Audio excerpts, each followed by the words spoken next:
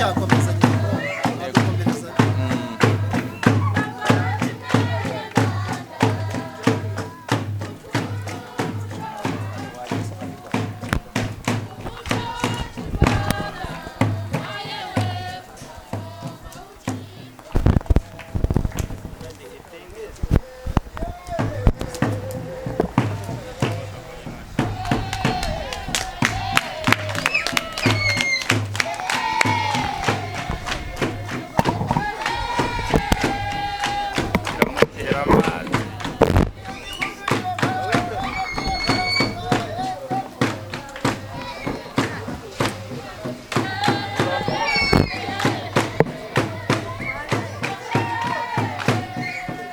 amashi menshi.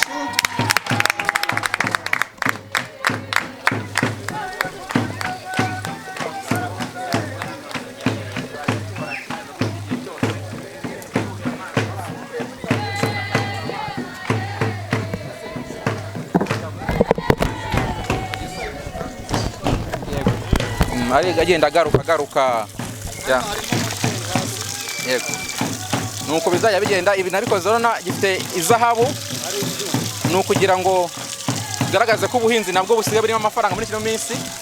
Ngira ngo biriya bikorwa murimo mubona hari moteri.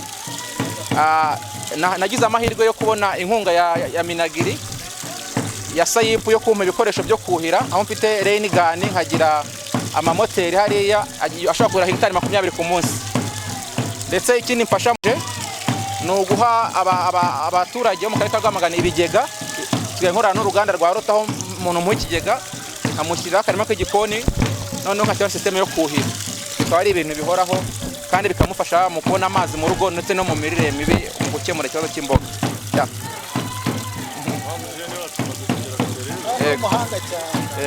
Uwagikoze nguyu ubwo nawe basobanura mu buryo bw'ubugeni.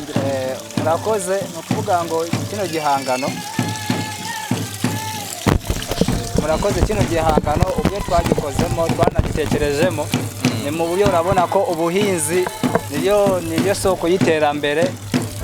Niyo mpamvu twasize ano mabara y'izahabu.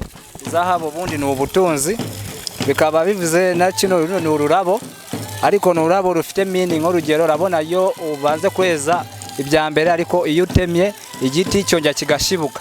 None mu kwa gushibuka none undi musaruro wongera kubona bwa kabiri uburushije ubukomeye cyane kurusha wa wundi wa mbere.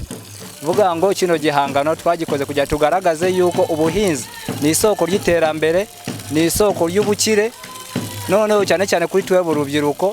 Vuga ngo kugira ngo bitwongerere n'imbaraga tukomeze dutere imbere mu mitekerereze muri byose. Yego ushaka gukomeza hano nkabereka wenda bimwe mu bindi bikoresho dutanga. Nkaba nitwa Jean Claude Imana yafasha nka ndi umuyobozi wa Bright Future Contracting Company. Ni ikibumbano kigaragaza uburyo bwo kuhira dukora. Twuhira ku buso butoya no ku buso bunini, aho dushobora kuhira kugeza nabura kuri hegitari 20 ku munsi. Yes, nkuko mubibona hano turi mu kigo cy'urubyiruko cya Ego Center Rwamagana, hakomeje kubera expo y'urubyiruko cyangwa se imurika bikorwa ry'urubyiruko mu bikorwa byabo bigiye bitandukanye. Ha rero turi na ahantu biri kubera, njyango nkuko mutureba murareba ko turi ku bigega binini cyane bya rwemeza mirimo ukiri muto cyangwa se w'umujene, kuko nkuko mubibona ni byinshi bagiye bagaragaza batwara ibikombe bigiye bitandukanye, ariko uyu munsi nanone bakaba bongeye bitabiriye iyi expo. Reka rero tubatembereze mu buryo bugiye butandukanye kugira ngo tugende tubereka byinshi bigiye bitandukanye byabereye aha mu kigo cy'urubyiruko cya Ego Center Rwamagana. Murakoze, nitwa Gatese Emeline, nkaba nkora muri company Bright Future. Nkaba ngira ngo basobanurire uburyo bino bintu bikorwa. Moteri idufasha kuhira, twira abaturage kugira ngo umusaruro ubashe kwiyongera. Tukaba tunagurisha ibigega kugira ngo babashe kuba babika amazi mu gihe cy'impeshyi abantu batabura amazi mu ngo. Tukaba twubaka n'uturimo tw'igikoni tugezweho. Iyo umuntu ashaka ko tumwubakira akarima k'igikoni turagakora mu buryo bugezweho. ese nk'abaturage batabasha kubika amazi mubafasha iki mu buryo bwo kugira ngo babashe kwegerezwa ibigega bibasha kubika amazi muborohereza mu buhe buryo? Twashyizeho uburyo bwo kwishyura mu byiciro kugira ngo buri wese abashe kuba yabona ikigega mu buryo bworoshye. Ese iyi gahunda yaba iri muri uno mujyi cyangwa hari n'ahandi mu tundi turere cyangwa se ahandi mugenda mukorana naho kugira ngo mubashe gusakaza ino proje yanyu? Yego, dukorera Rwamagana, tugakorera na Nyagatare. Rwamagana, Nyagatare. Ese Rwamagana byaba biri kugera mu mirenge yose cyangwa ni mu mirenge yo mu mujyi gusa? Ni mu mirenge yose, hose bigerayo. Yes, nkuko mubibona rero twageze muri standi y'ibijyanye na fashion cyangwa se ibijyanye n'imyambaro yaba ku mitako ndetse n'ibindi bigiye bitandukanye. Ahangaha rero tukaba twegereye ahandi hantu kuri indi standi aho bagiye kutubwira uburyo kibazanye kumurika iyi mideli yabo n'uburyo ikozemo n'umwihariko wabo. Murakoze. Uratangira utwibwira kugira ngo ubashe kugira abakurikiranye Buganza TV babashe kukumenya bamenye ese na company mukorera niye? Nitwa Iradukunda Agnes, dukorera company yacu yitwa Igire Fashion Design. Dukora amasaro mu mpapuro, tufata impapuro bajugunye zidafite icyo zimaze, ubona ko ntacyo zimaze, twe tukazihinduramo ibintu by'amasaro, inigi, tugakuramo inigi, udukomo, n'amaporutekre, ubundi tugakora n'amasaro asanzwe turangura, nayo ntabwo tuyikorera. Ikindi tugurira n'abaturage amasaro ahingwa, bo barayahinga, twe tukabaha amafaranga, tukabagurira, tugakoramo nabwo inigi n'udukomo. Murakoze. Ese mu bijyanye na societe nyarwanda cyangwa se mu bijyanye n'urubyiruko, business yanyu mubona ifasha iki urubyiruko muri rusange mu rwego rwo kugira ngo tugabanye muri cya cyiciro tujya tuvuga ngo ni icyiciro cy'abashomeri? Ese mwebwe bimeze bite, business yanyu ihagaze ite? Murakoze. Business yacu turigisha tugatanga n'akazi ku bantu baba babishaka. Ubwo nyine urumva ko tuba dufashije urubyiruko mu kwikura mu bukene. Kugira ngo tubashe kubwira n'abakurikiranye Buganza TV cyangwa se abadukurikirana hirya no hino, ese business yanyu ikorera hehe usibye kuba tubabonye muri standi hano mu kigo cy'urubyiruko cya Ego Center Rwamagana, ni he handi mubasha kuba mwakorera? Murakoze. Dukorera muri Ego Center, tukabicururiza muri Dereva Hotel. Murakoze. Amazina yanjye nitwa Noella Joel. Dukora ibintu by'imyenda, turadoda, turabatayeri nkuko mubibona. Dufata umwenda uwo ari wo wose tuba twawuhindura ikintu kizima, waba umwenda mubi waba ikiza twawuhindamo ikintu kizima nyine nkuko mubibona. Yego. Ese imyenda yanyu ibasha kuba yabona isoko cyangwa ni ukuyikora cyangwa se mukigisha abantu kugira ngo babashe kuba bamenya uburyo ki bayikora, cyangwa mufite isoko ahanze kugira ngo abaturage ku buryo babasha kuba babagurira? Isoko naryo, ariko dufite atelier yacu yitwa Munezero Clothing Design. Tudodera buri wese kandi dutanga akazi kuri buri wese, haba umukobwa, haba umumama, haba umugabo, ndetse twigisha n'abanyeshuri kudoda. Ikindi ku bijyanye wenda n'inyungu zo hanze ku rubyiruko, dukunda kwibanda mu gutanga akazi ku bana bafite ubumuga, abo ari bo bose bafite ubumuga, niho twabashije kuvuga ati katwibandeho kugira ngo tubazamure nabo bagere ku rugero rushimishije. Kuko mubibona rero tukaba tugeze ku yindi stand cyangwa se ahandi hantu bakora ku ibijyanye n'inkweto zo kwambara, cyangwa se yaba iz'abakobwa, iz'abagabo, ndakeka zirimo ni mu rwego rw'amasandari n'amashakoshi. Ahangaha rero turi kumwe n'abakobwa babihagarariye, reka batangire batwibwira. Mazina banyita Tumutendereze Marilene, nkaba nkora inkweto n'amashakoshi, nkaba nkorera mu murenge wa Munyaga, akagari ka Rweru, umudugudu wa Ese mu byo mukora umwihariko wanyu ni uwuhe? Ko benshi basanzwe bakora amasandari cyangwa se bagakora tuzi nk'abo bita ngo ni abamasayi, mwebwe umwihariko wanyu ni uwuhe? Umwihariko wacu ni uko dukora inkweto zo mu ruhu, tugakora n'izo mu myenda no mu bitenge, tugakora n'amashakoshi, niwo mwihariko wacu. ese mubikora nk'abagabo cyangwa mubikora nk'igitsina gore? Tubikora nk'urubyiruko rw'igitsina gore rukorera mu murenge wa Munyaga. Muri koperative cyangwa ni umuntu ku giti cye, kugira ngo tubashe kugaragaza abadukurikiranye kuri Bwanzi TV kugira ngo babashe kuba bamenya ibyo ari byo. Twakomeje kubatembereza stand yo mu karere ka Rwamagana cyangwa se mu bijyanye n'imyambaro ndetse n'imideri. Ahangaha tugeze rero, tugeze ku mukobwa ufite stand iriho imyambaro cyangwa se ndareba hariho amajipo akoze mu bitenge ndetse n'udushakoshi dutonya tw'udusaka mu kuntu ndetse n'ibintu bijyanye n'umuco. Aratangira twibwira kugira ngo anadusobanurire ese business akora imeze ite, ese ayikorera hehe, kugira ngo tubashe kuba twabamenyekanisha mu rwego rwo kugira ngo tumenye ibyo bakora n'abandi bumvireho ko umuntu yakuye amaboko mu mufuka nta kidashoboka. Uratangiye twibwira. Murakoze, nitwa Mukashema Justine, ndi umukozi wa Girls Tech Ventures. Twimpawaringa teen moms dropouts na 6 graduate muri technology. Tukaba dufite n'ishami rya fashion and design. Hano rero mudusanze muri fashion and design, aho dukora imitako, imyenda hariya, udukapu, table marker na pad. Uvuze ikintu kijyanye na pad, ese pad zanyu zitandukanye he nizo abandi bari basanzwe bakoresha, kugira ngo tubashe kuba twamenya umwihariko wanyu muri rusange? Murakoze, twebwe nk'uko twabibabwiye dufasha abakobwa babyariye iwabo. Iyo turebye rero ku giciro cya pad zisanzwe, dusanga pad igura amafaranga 1000, kandi tugasanga hari abantu bo mu cyaro batabona amafaranga 1000. Niyo mpamvu rero twakoresheje na capadi. Iyi ngiyi ni agatambaro udoda ugashyiramo karere, ugashyiraho kano gatambaro ugashyira mu ikariso. Ese nta koze yaba ifite cyangwa se nta ngaruka zaba zifite wenda ku mwana w'umukobwa cyangwa se no babasha kuba bayikoresha? Twabazaga umwihariko wanyu cyangwa se ubuziranenge bwayo.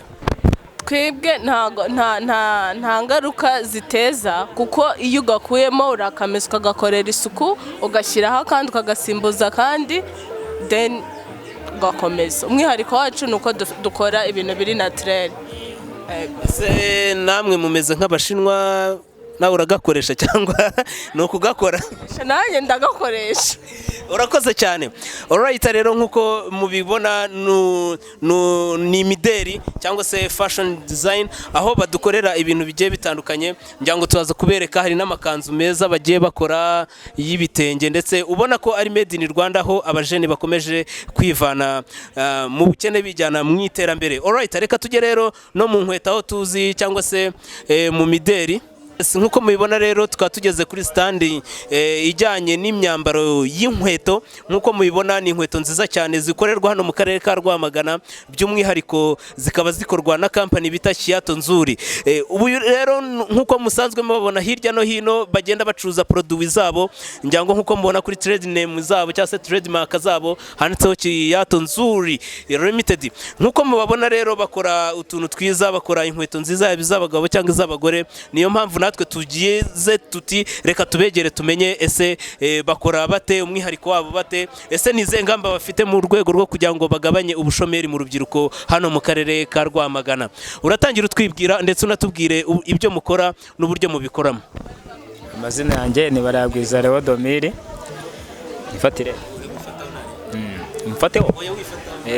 Amazina yanjye ni Barayagwiza Leodomiri. Nkaba nashinze kampani Kiato Nzuri yo gufasha urubyiruko kwihangira imirimo. Ibyo dukora, twigisha urubyiruko, tukaba dukora n'inkweto nshya.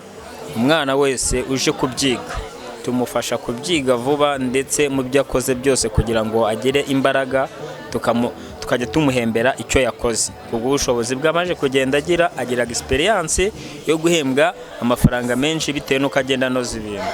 Ibyo rero ibyo tuba dukora byose tubigurisha amafaranga make atari na menshi.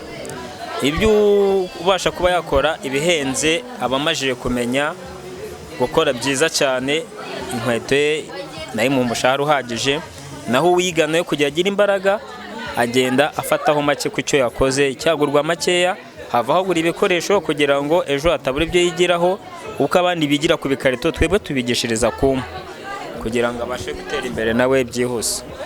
Ese ko hari benshi bagiye bakora inkweto, tuzama inkweto za caguwa tukamenya n'inkweto za made in Rwanda, ese wowe ko uzikora hano mu karere ka Rwamagana, ni irihe tandukaniro uvuga ati nshobora kuba norohereza abantu kuba bagura produit yanjye? Ni ubuhe buryo mwebwe mukoresha cyangwa se ntago bihenze ku kigero kiri hejuru ku buryo umuntu atabasha kugura urukweto rwawe wabashe kwikorera?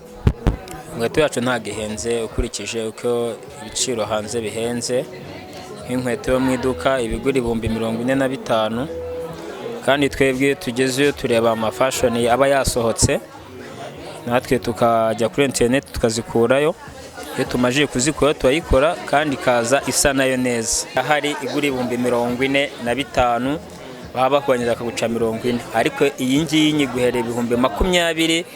Wa undi wambaye iyo mu iduka iyo muhuriye mu nzira nta nitandukaniro, ahubwo asanga yacu inakeye kuyirusha ubwiza, kandi aba ari n'inkweto irambye inakomeye ku buryo yambara igihe kinini cyane. Ubwo izindi zicika imipira, iyi ntishobasha gucika umupira.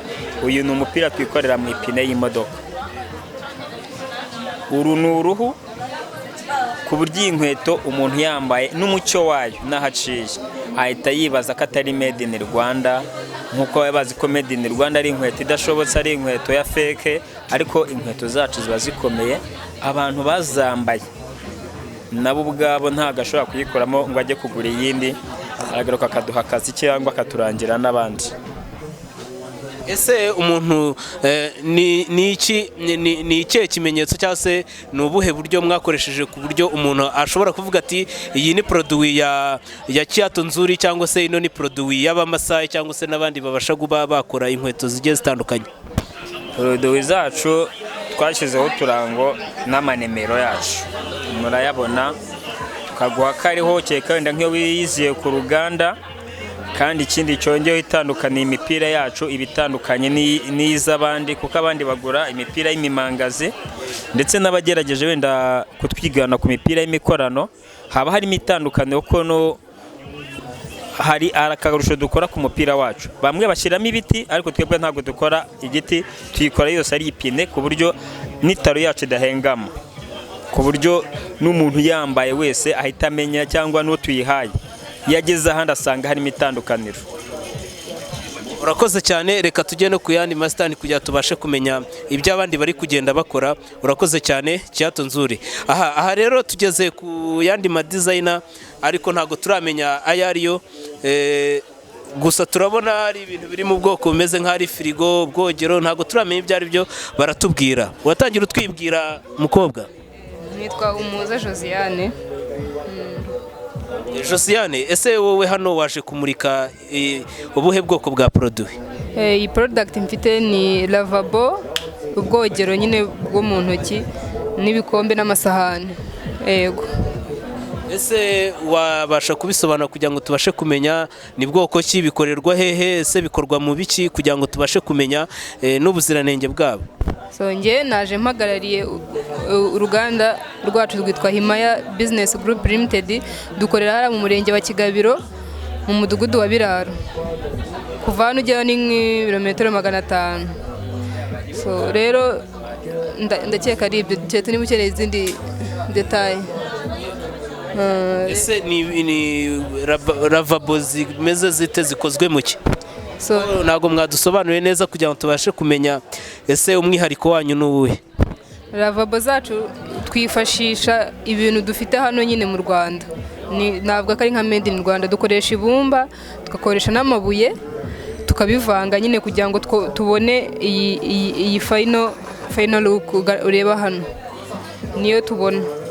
Mu gihe rero dukeneye lavabo nk'iyi nyine dukoresha ibumba, tugakoresha n'amabuye, tukabitwika mu ifuru ku buryo bishya nyine bigafatana, bikaba bifite garanti. Yego. urakoze cyane, urabona ko ari ibikoresho byiza kandi bitandukanye kandi bikorewe mu Rwanda. Njya ngo ndakeka binahendutse ku rwego buri umwe wese cyangwa se buri muturage yabasha kuba yakigurira lavabo yiwe neza. Cyane rwose birahendutse kuri buri munyarwanda wese rwose yabona igikoresho cyiza kandi yishimiye. Urakoze cyane, reka tujye na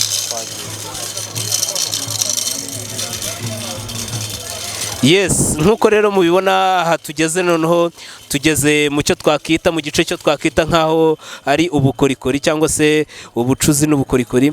Ngira ngo ahangaha tugeze ku bantu bari gucura amasuka ayo twita nk'amacaku. Ngira ngo bagiye kutubwira ese ibi bikorwa bite, ese nyine ni ubuhe buryo babikoramo kugira ngo babashe kuba bakora ibi bigiye bitandukanye. Tugiye kuganira na bamwe bari hano rero kugira ngo babashe kudusobanurira uburyo ki ibi bikorwamo n'uburyo byinjizamo kugira ngo tubashe kumenya gahunda zabo n'uburyo baje muri ino murikagurisha. Yes, reka tuganire n'umwe uri gukora ibi bikorwa. Tugiye kuganira udusobanurire uburyo mubikoramo. Yes, uratangira utwibwira unatubwire uburyo ki mukoramo uno mwuga wanyu. No kuvuga ngo nge nitwa Mutana Atanazi. Uyu mwuga ndetse n'ubucuzi tukora amashoka, tugakora amasuka. No kuvuga ngo mbese buri kintu cyose kigendanye n'icyuma turagikora. No kuvuga ngo rero uyu mwuga ni umwuga ukomeye cyane kandi mwiza kuko ufite akamaro kanini. Ese nk'iyo ugereranyije n'abandi babasha gukoresha uburyo bugezweho, mwebwe ntago bibagora cyane? Oya, ntago bitugora bitewe nuko nyine abari ubushakashatsi, kuko icyo tuba tureba mbese no guhindura icyumba tukagihinduramo ikindi, hanyuma nacyo kikabasha kugira akamaro, kandi n'ibishaje tubihindura bishyashya. Ese nk'iyo mureba uburyo ki mugomba kubikoramo, ugereranyije nko ku munsi cyangwa se nk'iyo watangiye, ushobora gukora amasuka ngahe cyangwa se ushobora gukora macaku zingahe ugereranyije ku munsi? Ku munsi no kuvuga ngo nshobora gucura nk'amasuka nka 50. Amasuka nka 50. Wow, ni byiza cyane. Ni ukuvuga ngo rero ku rwego bijyanye no kugabanya ubushomeri mu Rwanda, mwebwe n'iki mwatekerejeho? Ese umwuga wanyu ubasha kuba wakakira abakozi bangahe? Umwuga wacu no kuvuga ngo akwakira nk'abakozi ndetse bageze nko mu 10. Gusa iyo dufite ibikoresho no kuvuga ngo mbese dukoresha nk'abantu benshi, nk'abantu 10 turabakoresha. Urakoze cyane. Watubwiye ko ni kampani cyangwa n'umuntu ku giti cye? No kuvuga ngo ni umuntu ku giti cye, uretse ko n'ubundi nshaka kubihinduramo kampani. Urakoze cyane, ndareba ibintu ukora ari byiza cyane. Yes, nkuko mubibona rero tugeze noneho kuri stand ijyanye n'udushya mu bijyanye no gutanga amafunguro cyangwa se mu gutanga insenda ndetse n'ibindi bigiye bitandukanye. Nino stand turiho rero bagiye gutangira batwibwira, tubwire company yabo ndetse banatubwire produit bazanye hano muri rino muri kabikorwa bya kano karere ka Rwamagana mu kigo cy'urubyiruko cya Ego Center Rwamagana. Turacyari kumwe rero n'uyu muntu waje kuba yaza kumurika ibi bikorwa, aratangira twibwira ndetse anatubwire umwihariko wa produit ziwe. Murakoze cyane. Amazina nitwa Imana Albertina, kampani yanjye yitwa Alberto Betty Company Limited. Ndi umujeni wihangiye imirimo, ndi umuhinzi w'urusenda nkarwongera agaciro. Harimo urusenda rw'ifu, harimo n'urusenda rw'umushongi. Yego, murakoze. Ese ko habaho urusenda wenda tujya twumva ngo ni rwa Nyirangarama, mwebwe umwihariko wanyu ni uwuhe bitandukanye nuko abandi basanzwe bakoramo urusenda? Umwihariko wanjye no kwa Nyirangarama, ngewe nuko nkiri umujeni nkaba ndi n'umukobwa. Kwa Nyirangarama ho wenda akaba ari umugabo, kuko dusanzwe tuzi ko abagabo mushoboye, ariko natwe badamu turi kugaragaza imbaraga zacu. Murakoze cyane. Ese uru rusenda rwanyu rwari rwabasha kumenyekana cyangwa ruracyari mu duce runaka cyangwa se rukonsuminga n'abantu batuye mu karere ka Rwamagana gusa, ntabwo rwari rwabasha kuba rwaba exported n'ahandi hagiye hatandukanye? Yego, urusenda rwacu ruri mu ntara zitandukanye, mu turere dutandukanye, hari Nyagatare, hari umujyi wa Kigali na Musanze. Twafite amasoko ahagije. watubwiye ko urusenda rwanyu rwitwa ngo iki cyangwa se ruserukiye kampani bita ngo iki? Kampani yacu yitwa Alberto Betty Company. Urumva rero ni ibintu byiza. Wenda ikibazo cyane dushobora kukubaza mu bijyanye no kugabanya ubushomeri mu Rwanda cyangwa se mu rubyiruko, mwebwe ni iki mubitekerezaho cyangwa se mubikora mu buhe buryo? Icya mbere ni ukwitinyuka, ibindi byose birashoboka. Murakoze. Icya mbere ni ukwitinyuka, akazi kose tukagakora. Abajene akenshi usanga batinya kuvuga ko bahinga, ariko watinyutse ugakora ikintu, ibintu byose birashoboka. Babiri ubwo reka duhere ku rusenda. Urusenda rw'amazi. Urusenda rw'amazi ni urw'itsinda ry'abantu 20. Rwitwa akaryoshyo. Akaryoshyo. Bitandukaniye he n'akabanga? Biratandukanye cyane. Uriya ururiye wabyumva, niyo mpamvu rwitwa akaryoshyo. Harimo uburyohe butandukanye. Harimo igitunguru, harimo agatungurusumu. Ni umuti mwiza cyane ibyo bintu byombi. Ururiye nta ngaruka wagira. Harimo amavuta meza cyane atagira ingaruka mu mubiri. Ese wenda nk'ababasha kurukonsuminga byoroha bingana bite mu rwego rwo kugira ngo babashe kuba bagura produit zanyu? Tujya gufata umwanzuro wo gukora aka gasenda k'amazi, twe dukemuye imbogamizi za benshi batabona umwanya wo kurutegura neza nk'uko barukunze. Hari umuntu ukunda urusenda rw'amazi ariko wamubwira ngo haha ujye kwitegurira, akakubwira ko nta mwanya yabona. Urumva ni igisubizo kuri we kuza kurugura biramunezeza. Ese ku bijyanye wenda na garanti biba bihagaze bite? Si rwa rusenda bakoresha wenda iminsi 2 rukaba rurangiye? Oya, garanti ni umwaka wose. Umwaka ni muremure, ndumva uwarugura agiye kururya ntabwo yamara umwaka atararumara, kereka atarukunda. Hanyuma ku bijyanye n'ifumbire twabonye bimeze bite? Byoko twabonye nawe mwayizane, ni ifumbire mwikorera cyangwa ni ifumbire itandukanye nizo dusanzwe tuzi? Ifumbire naguha umwanya ukabaza mugenzi wanjye nta kibazo. Muri kumwe. Okay. Aratubwira nawe asobanura ibijyanye n'ibyo yaje kumurika hano muri no murikabikorwa by'urubyiruko. Murakoze cyane. Amazina nitwa Enoko w'Amahoro. Ntunganya ifumbire ya composte, ariko by'umwihariko nkakora n'ubuhinzi bw'urusenda. Ariko ntago ari ibyo gusa, ndi umuhinzi by'umwihariko. Ikijyanye rero n'ifumbire ya composte, ifumbire twazanye hano ni ifumbire igizwe n'ibintu bikomoka ku bihingwa. Harimo ibigorigori, ni ibisigazwa by'ibigori. Iyo tumaze gukuramo bya bigori turya, bya bindi bisigaye turabifata tukabibyazamo ifumbire. Ese ko ibigorigori akenshi tuba tuzi ko bifite igihembwe runaka bihingirwaho bikarangira bikabikwa, mwebwe muri icyo gihe bitahinzwe cyangwa se bitasigajwe ntago muba muri guproducinga ifumbire yanyu? Nakoze cyane, ngire ngo ibi ni ibigorigori ariko n'ibishogoshogo tujya tubikoresha cyane cyane ko bijyanye n'isimburanyabihingwa. Akenshi ahantu dukuye ibigori cyangwa se amasaka tujya tuhatera ibishyimbo mu rwego rwo gusimburanya ibihingwa. Ubwo rero ibyo byose bishobora kuvamo ya fumbire ya composte dukeneye. Niyo mpamvu muri iyi fumbire nazanywe uyu munsi harimo ibigorigori, ariko kandi by'umwihariko harimo n'ibikomoka ku masaka cyangwa se ibyo bita ibishakashaka. Urakibona nubwo kitaboze neza, iki ni ikishaka. Ubwo rero n'ibishogoshogo turabikoresha cyane cyane ko nk'ubu ngubu twahinze ibishyimbo. Iyo bya bishyimbo nabyo tumaze kubikuramo dukoresha na bya bishogoshogo. Murakoze cyane, reka tujye n'ahandi. Murakoze, njye nitwa Uwizeyimana Eric. Product zacu ni Inyarwanda, ni made in Rwanda, ziva muri produit z'inyarwanda nyine. Umwihariko wawe ni uwuhe utandukanye n'abandi bakora ibijyanye n'imitako?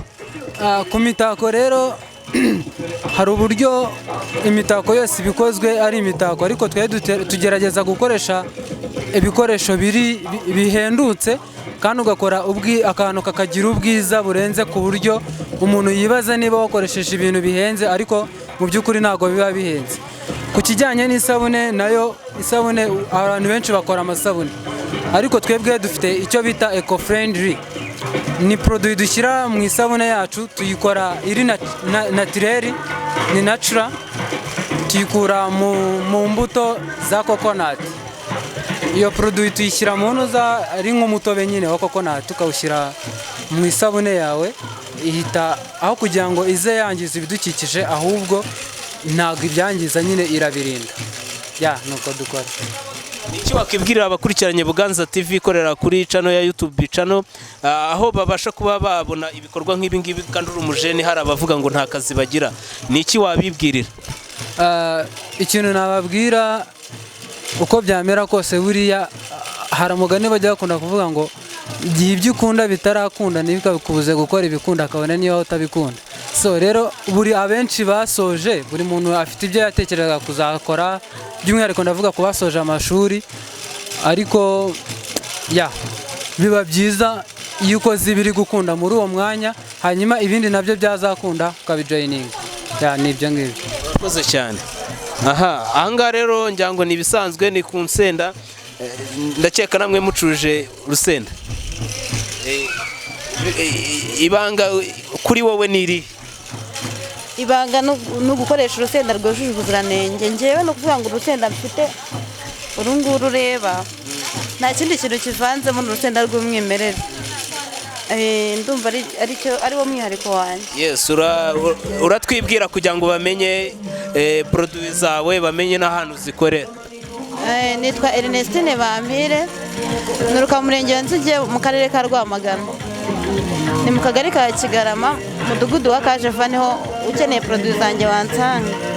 Telefone nkoresha ni 078 47 05 908. Urakoze cyane. Ese ntabwo bibasha kuba byahenda ababasha kurugura?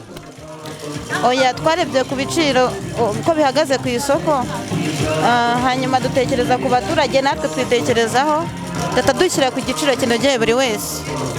Ni ukuvuga ngo iri cupa turigurisha amafaranga 1000 kandi twumva nta gahendo karimo. Tugurisha amafaranga 700 kugira ngo buri wese yisangemo. Naho urunguru ikiro tukigurisha amafaranga 900 kuko ntago rwumye. Urakoze cyane rero kuba ubashe kuba watubwira produit ukora n'ahantu bagusanga. Byose ni ukugira ngo tugaragaze yuko urubyiruko rushoboye kandi rubasha kuba rwakora kugira ngo rubashe kuba rwakikura mu bukene cyangwa se rukiteza imbere. Reka rero tujye ku bijyanye n'ibihingwa cyangwa se ku bijyanye n'ibiribwa. Ibi turareba ari ibihumyo. Yes, ugiye gutangira rero tubwire uriwe na kampani mukorera kugira ngo tubashe kuba twamenya ibyo mukora n'uburyo mubihingamo ndetse na garanti mubasha kuba mwabibikamo. Ibi ni ibihumyo tubikorera mu murenge wa Munyaga mu kagari ka Zinga. Hanyuma tugura imigina, bamara kugura imigina tukayitera, tukayuhira, tukayikurikirana, hanyuma nibwo mubona yera ibihumyo bimeze bityo. Uyu mugina umwe wemerewe gusarurwa amezi 3. Amezi 3 ubwo dushobora gusaruramo wenda inshuro 5. Yego. Ese nko ku isoko ikiro cy'ibihumyo kiba gihagaze angahe? Ikiro cy'ibihumyo gihagaze 3500. 3500. Yego. Ese mwe mukora nka koperative cyangwa mukora nk'itsinda runaka? Dukora nk'itsinda. Nizere ko itsinda hari uburyo kibabasha kuba babonamo amafaranga nabo abasha kubatunga ku buryo bavuga ngo nabo bahagaze neza mu bijyanye n'umufuka, batabasha kuba baba barizwa mu bushomeri. Oya, ntabwo turi abashomeri nubwo tutaragera ku rwego rushimishije kubera ko ibishoro biracyari hasi. Urumva turacyari ku rwego rwo kugura imigina kandi turamutse tubonye ubushobozi twayikorera, ariko mu by'ukuri ntabwo urubyiruko rwacu rukiri mu rwego rwo kuvuga ngo ni abashomeri kuko icyo bakeneye turakiha ntabwo tugisabiriza ababyeyi. Rero muracyari kumwe na P wanyu, hano turimo turabatenya imbereza mu bikorwa by'urubyiruko byaje hano kugaragazwa mu imurikabikorwa by'urubyiruko hano mu karere ka Rwamagana mu kigo cy'urubyiruko cya Ego Center. Aha tugeze rero tugeze ku bijyanye n'ibijyanye no kwisiga cyangwa se gufura. Hano bagiye kutubwira, tuhasanze umuntu ndareba yarakoze amasabune, aratubwira produise uburyo azikoramo ndetse naho yaje aturuka. Murakoze, amazina ni Sylvine Mukazitoni, naturutse mu murenge wa Munyaga, akagari ni akazinga, umudugudu wa Kabazeye. Naje nzanye kumurika amasabune akomeye ndetse n'amavuta yo kwisiga ndetse n'isabune y'amazi ikoropa ikanoza ibyombo. Ese ko tubona isabune zanyu zidatunganyije neza, zisa nkaho zikimbaguye, ni iyihe mbogamizi muhura nayo kugira ngo mubashe kwiha forume nk'iz'abandi? Murakoze, imbogamizi kirimo ni uko harabura imashini yo kubivanga, niyo mbogamizi ubu dufite. Iyo ufite imashini irabivanga neza bikanoga, ikaba yaza n'ubundi imeze neza kurushaho ubu ngubu imeze gutya. Niyo mbogamizi dufite. Ese ntago wenda umuntu ashobora gukoresha produit zanyu zikaba zamugiraho ingaruka yaba ku mubiri cyangwa se n'ahandi zibasha kuba zakoreshwa? Nta ngaruka zigira kuko maze imyaka 9 nzikora. Ari nk'uwo zagizeho ingaruka yabarambwiye ati ingaruka imeze mfite ku ruhu, hariho ingaruka imeze gutya na gutya, ariko bitewe n'uko nzikora n'ubundi narabyigiye, mfite impamyabumenyi, ariko n'ubundi baragura bisanzwe, ariko bibaye byiza ukabona niyo mashine byaba akarusha. Sawa. Yes, urakoze cyane. Watubwiye ko witwa? Amazina ni Sylvine Mukazitoni. Yes, urakoze cyane.